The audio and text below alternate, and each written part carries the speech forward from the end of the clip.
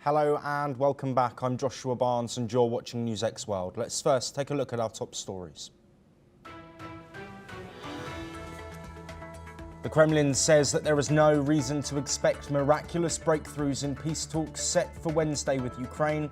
Kyiv has confirmed their delegation for the negotiations in Turkey, as Russia says it is monitoring the nuclear situation as escalations continue.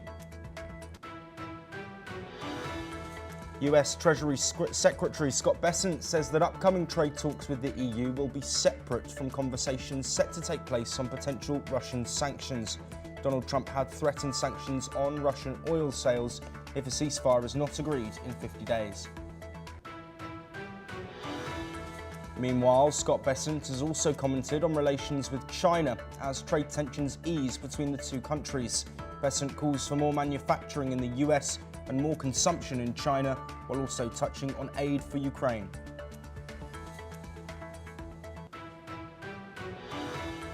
The Arab League have held an emergency meeting in Cairo on the ongoing situation in Gaza. It comes as local health authorities in the enclave report further deaths from Israeli tank shells fired at tents housing displaced families in Gaza City. This comes as top European nations are among 28 countries to urge for an immediate end to the war in Gaza, condemning Israel's aid blockade and civilian deaths. Israel responds and calls the statement disconnected from reality. Iran's deputy foreign minister has said that reimposing international sanctions on the country would further complicate the nuclear standoff. His warning comes ahead of Friday's talks with Britain, France and Germany in Istanbul. Yemen's Houthi rebels say that they fired a hypersonic ballistic missile at Israel's main airport on Tuesday, marking the second such attack in 24 hours. Israel's military confirmed it intercepted the missile aimed at Ben Gurion Airport. And the death toll has risen to 31 in the Bangladesh Air Force train crash, according to the Special Assistant to the Chief Advisor for Health. The plane slammed into a school and college in Dhaka, leaving dozens more injured and hospitalised with burns.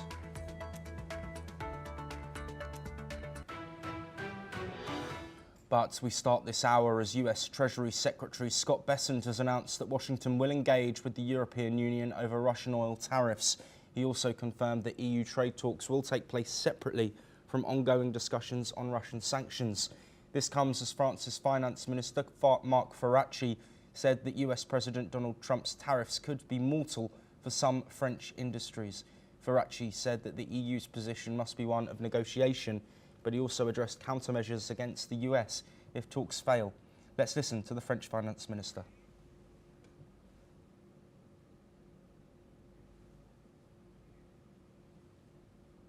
D'un niveau comme celui qui a été annoncé par l'administration américaine, c'est-à-dire de 30%, aurait des conséquences absolument dramatiques sur l'ensemble des chaînes de valeur qui sont extrêmement intégrées. Certaines filières nous ont fait part d'un risque mortel. J'utilise le terme qui a été prononcé si d'aventure des droits de douane à 30% devaient être appliqués. Face à tout cela, la position de l'Europe doit être une position de négociation, mais également une position de fermeté, une échéance qui est le 1er août, puisque c'est l'échéance que les négociateurs se sont donnés pour aboutir à un accord.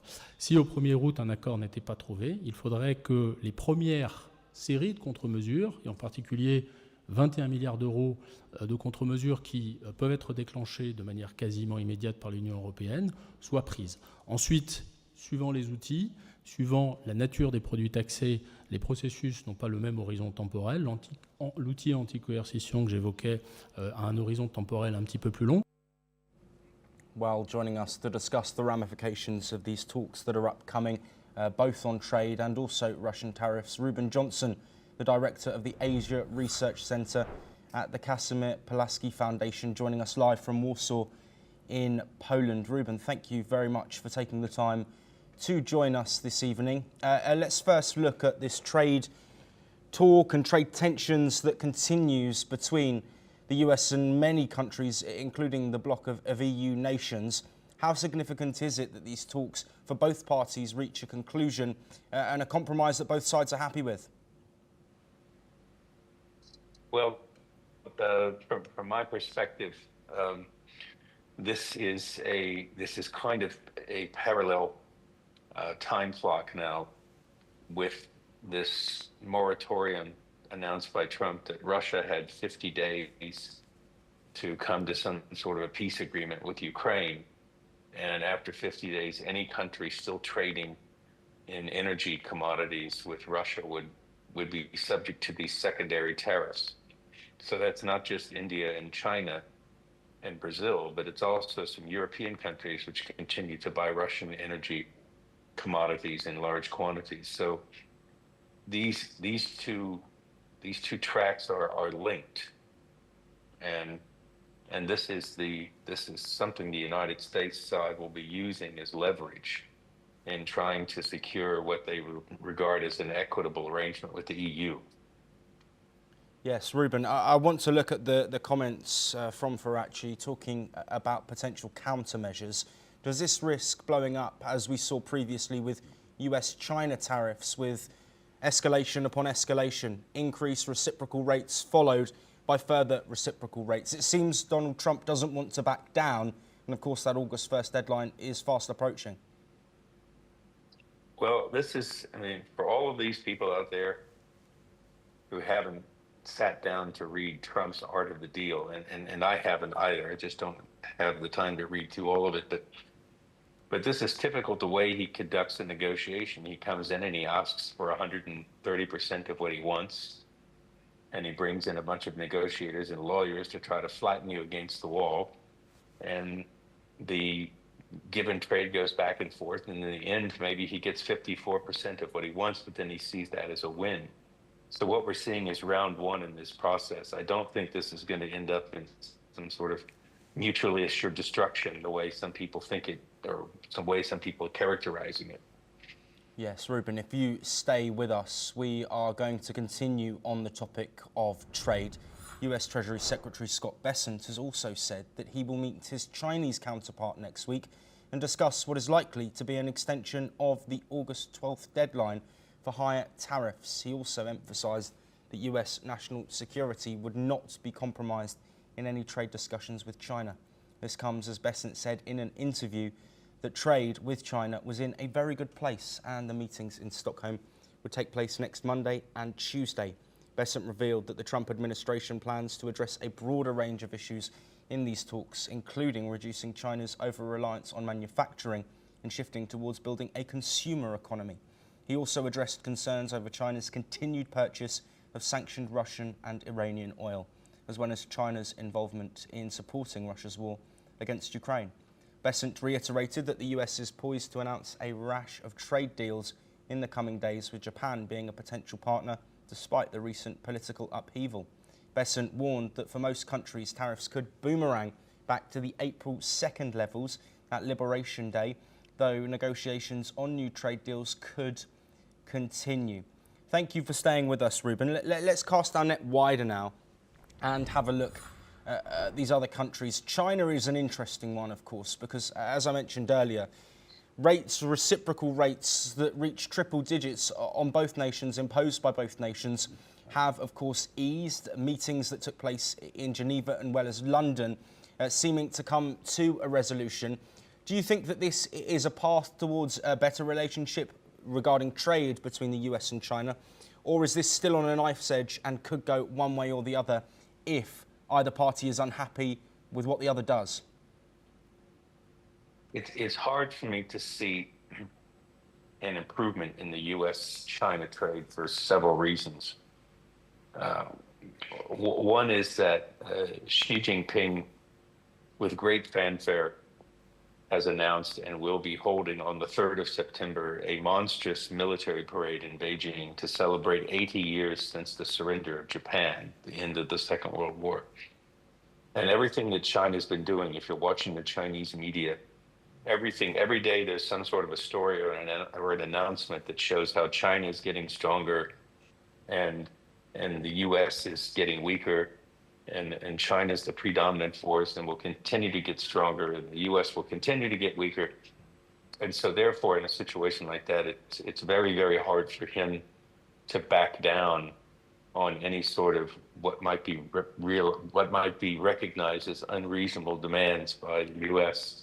The second thing that's going on is that if you're watching the newspapers in the last 2 or 3 days here, there is a United States government employee from the Department of Commerce who has family ties in China, who went to China in April on a personal visit, a non-business visit, and he's been barred from leaving the country.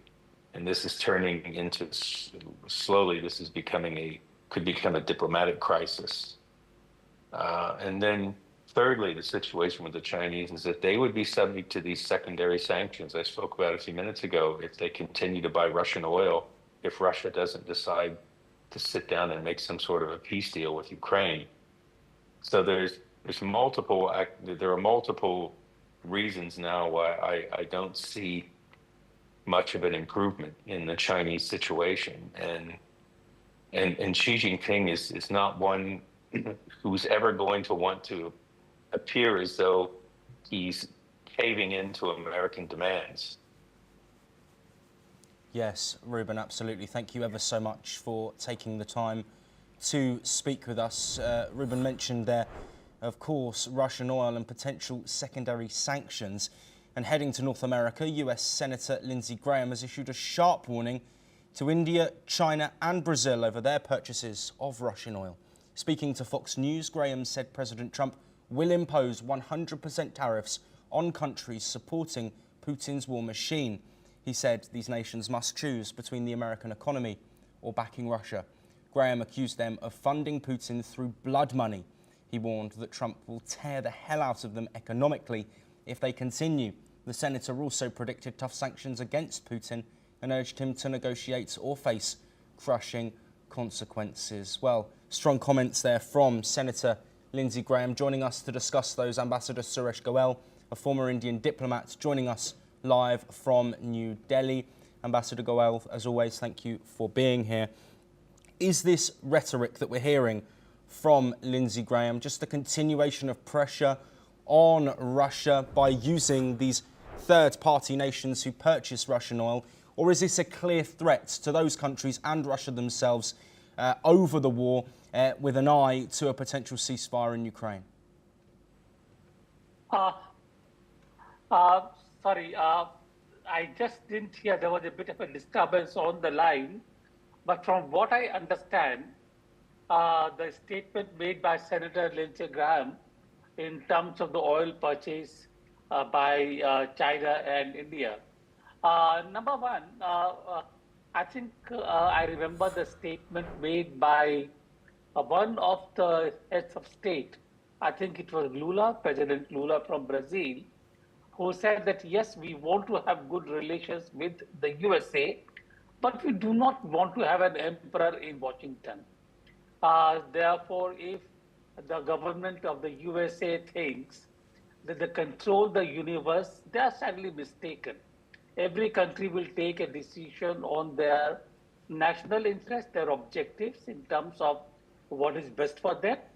We all make mistakes. We are not perfect, nor is the USA, nor is anyone else. But we'll take our own decisions. I think the days when the world worked on the basis of kings and the tributes is long over. That is by the way, and therefore I think in terms of the language chosen by, unfortunate language chosen by Senator Graham, I do hope that he will be more civil in future. As far as the oil is concerned, it will be useful to really look at the data of oil and energy purchase from Russia. Gas. Europe is the main gas buyer from the USA. And therefore, when you talk about sanctions against Russia, what exactly are they talking about? I don't understand, because Europe will be the first one to suffer from the purchase of gas from not buying gas from Russia. Their energy supplies are going to be very seriously affected. That is number one. Oil. After India and China, European Union and Turkey are the main buyers of oil from Russia. And if they basically want to buy cheap oil, they create sanctions to reduce the price of the oil, not really limit the quantities of oil they will buy, the price. They want to make it below 60.48 so that they can buy cheap oil. Again, double standards. Really, I don't understand this part. Again, if you look at the transportation, the share of the EU transportation of oil from Russia has gone up from 36% to 56% since January to June. Who is benefiting from all this? And if we look at the strategic part of it really, who is to blame, NATO or Russia? And therefore, I think we need to have a better understanding of what is happening here rather than having lectures and threats. Yes, Ambassador Goel, just building on those threats, of course, Donald Trump has been cautious to put sanctions threats on Russia, potentially looking at the global effect that they might bring.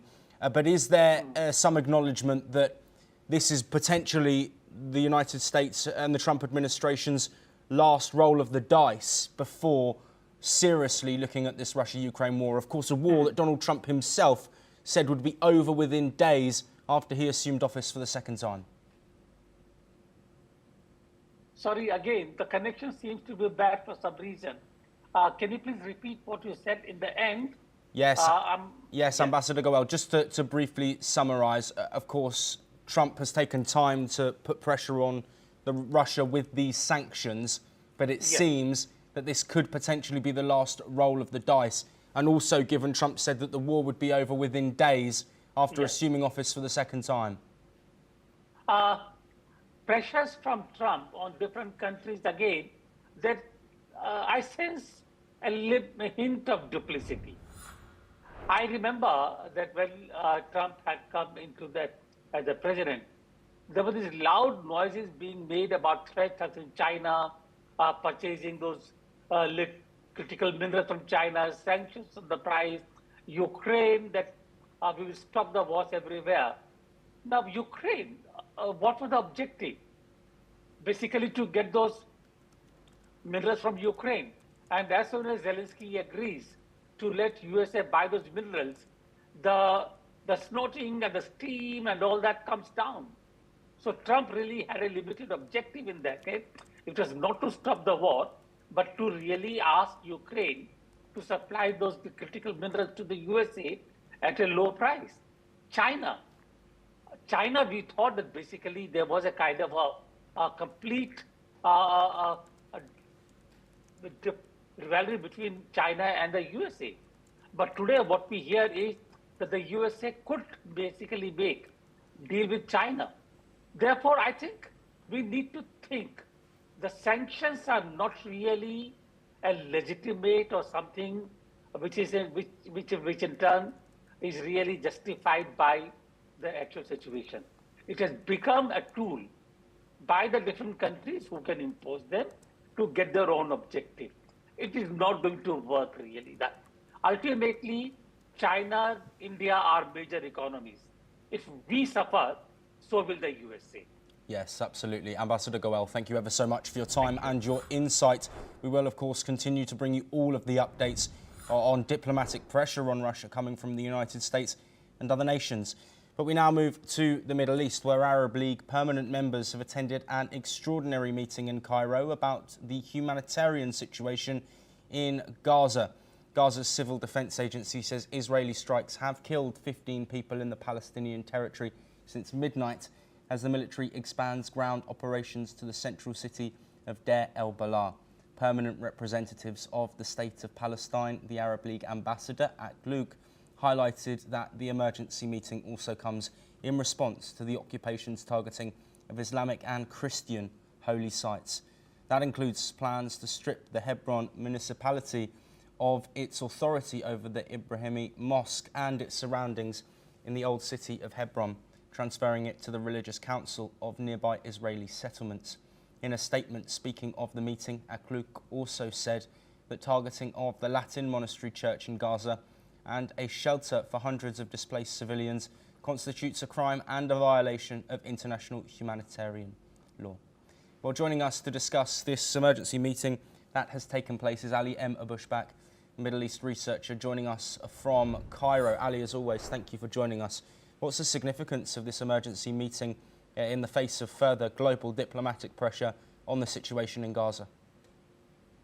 Thank you, Joshua, for having me. It's worth mentioning that this Arab League summit, it's urgent, called by Mohanad al-Hakluk, the Palestinian ambassador in the Arab League. It's worth mentioning that Palestinian media outlets didn't address it, and that's a significant symbolic, and it's referred to that the Palestinians are frustrated of such kind of league or summit, and there is no one giving any attention of such kind of events because they know the limitation of this, the outcome of from this summit or urgent league. It will not cross the condemnation and finding there is any solution on the ground for the Palestinian who's suffering from the starvation and suffering from the famine. Palestinian on the ground, they are suffering, and we have witnessed several of people on television and on live how much they are fainting and they are feeling down because of the starvation. Today, there is more than 40 people and civilians from Gaza have been killed because of the starvation. Among them, 4 children. So the most impact sector in this conflict between Gaza and Israel is the children and the women. There is no solution. I guess the outcome from this summit, it will not cross the condemnation and it will not find any solution for the people who are suffering from the continuous bombardment, continuous airstrike in Gaza. There is on one side, on one hand. On other hand, the negotiation is still maintaining. Hamas and indirect negotiation between Hamas and Israel in Doha, Qatar. It's still held by mediator Egypt and Qatar. But there is no any glimmer of hope to reach out to any deal between Israel and Hamas. While Hamas is tightening its red lines simultaneously, Israel insists to Hamas should be demilitarized and should be departure from Gaza. So that things make it more complicated. While also Israel exposed its expanded its operation on the ground. Yes, the day before, last 3 days, Israel ordered or requested the Palestinians from Deir al-Balah to evacuated the area. There is less than living sites for the Palestinian. More than 75% of Gaza it's under the control of Israeli army. So that's make it more complicated. The significant issue in the negotiation between Hamas and Israel, it's about withdrawing from the side that Israel occupied during the war. While Israel it's rejecting and denying the withdrawing. One side. Second side, also Israel denied the famine in Gaza, yes, which make it more complicated. The international community condemned the Israelis' behavior and militarized Ali, I'm extremely sorry to interrupt there. We are unfortunately out of time, but thank you ever so much for your insight. Of course, the ongoing situation in Gaza, we will continue to cover here on NewsX World. But we move on now, and in Bangladesh, the death toll has risen to 31 after a military jet crashed into a school in Dhaka. The Chinese-made F-7BGI fighter jet crashed into the Milestone School and College on Monday. Among the dead are reported to be 25 students, a teacher and the pilot. Hundreds of students protested on Tuesday demanding identification of victims, compensation and a halt to training flights over civilian areas. Protesters accused security forces of using force on students and teachers. 2 senior government advisors faced public anger at the scene. The military attributed the crash to mechanical failure. Several injured children remain hospitalised with critical burns. Authorities say the death toll could still rise. Let's have a listen to what some locals have had to say about the tragedy. আমি এইখানে আসছি কিন্তু গতকালকে fortunately ওকে আমি inform করলাম তুমি main গেটে আসো, যেহেতু ওইদিকে রাস্তাটা খারাপ, বাইক নিয়ে ঢুকতে পারি না।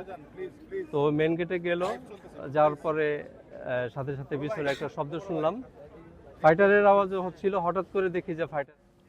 Well, joining us is Shoaib Chowdhury, the editor of The Blitz in Dhaka. Shoaib, thank you ever so much for joining us.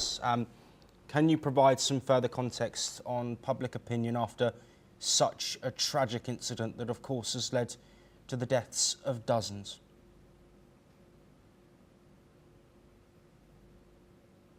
As you know, thank you very much. As you know that the incident took place yesterday at 1:06 p.m. in the afternoon.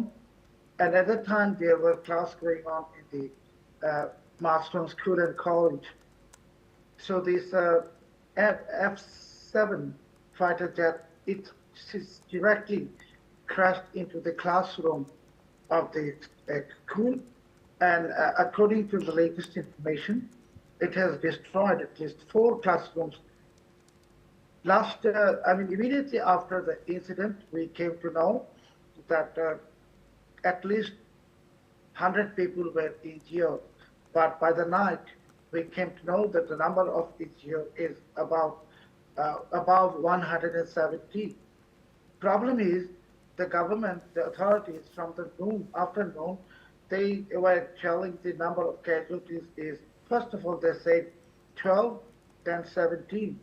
And as you mentioned, now they are saying is 36. But actually, in reality, according to the doctors, we have spoken to the doctors attending these patients who have been rushed to the PAN units.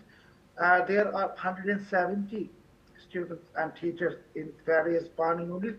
And according to the doctors, most of them have 60 to 70% part. So it means there is no chance of their survival.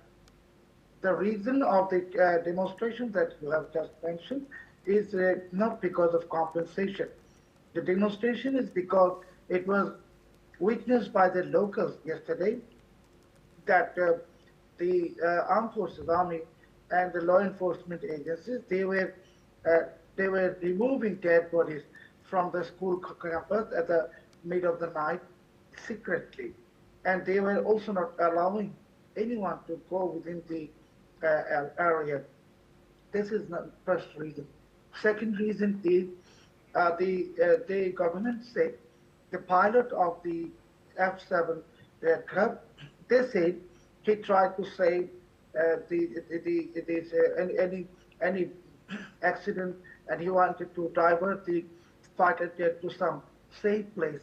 And they said, according to the government, they claimed that the pilot was in the aircraft when it crashed and he died being burnt. But later it was revealed that the pilot had ejected and landed in some other location.